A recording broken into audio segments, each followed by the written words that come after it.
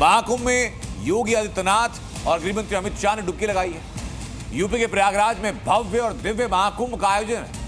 महाकुंभ में रोजाना लाखों की तादाद में श्रद्धालु संगम स्नान करने पहुंच रहे हैं। आस्था के समागम में केंद्रीय गृहमंत्री अमित शाह पहुंचे, महाकुंभ में महास्नान किया।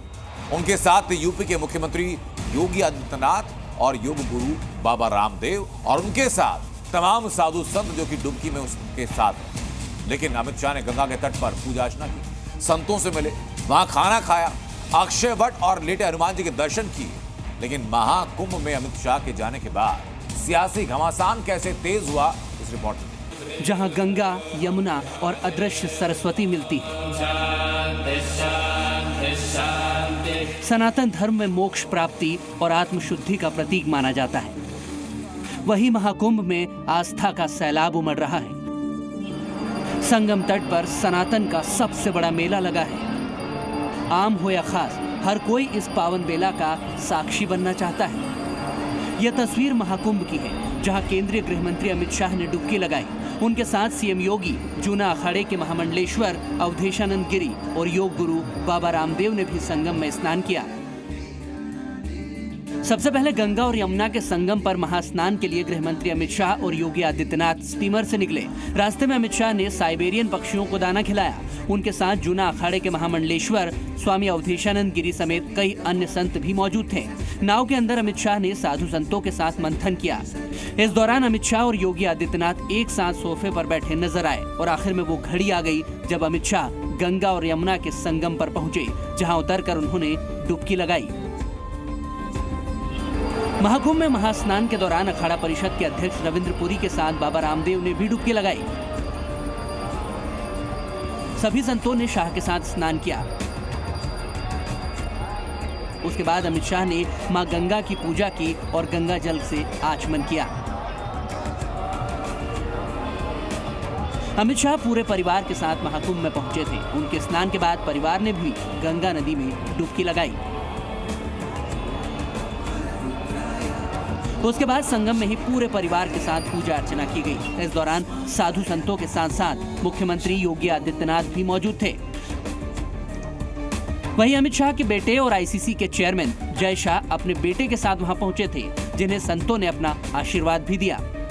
अमित शाह ने अपने पौत्र को गोद में लेकर संतों से टीका करवाया और आशीर्वाद दिलवाया। उसके बाद अमित शाह अपने परिवार के साथ अक्षय वट पहुंचे और दर्शन किया और अमित शाह जूना अखाड़ा भी पहुंचे, जहां उन्होंने संतों के साथ भोजन किया। महाकुंभ में अमित शाह करीब 4 घंटे तक रहे। इस दौरान उन्होंने 29 जनवरी को पड़ने वाली मौनी अमावस्या की तैयारियों का भी जायजा लिया।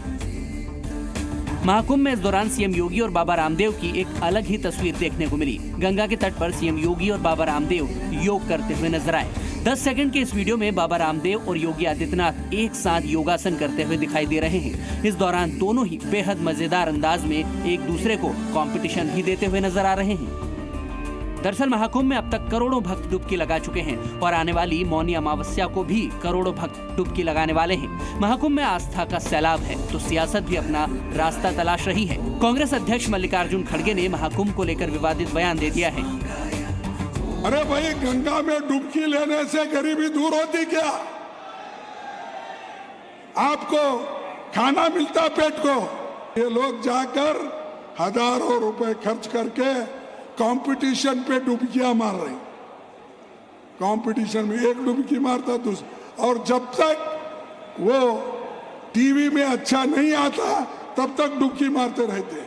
मैं आज चैलेंज करता हूं कि मल्लिकार्जुन खड़गे जी और कांग्रेस पार्टी, राहुल गांधी और सोनिया जी किसी और धर्म की आस्था के विषय में ऐसा कह सकते हैं?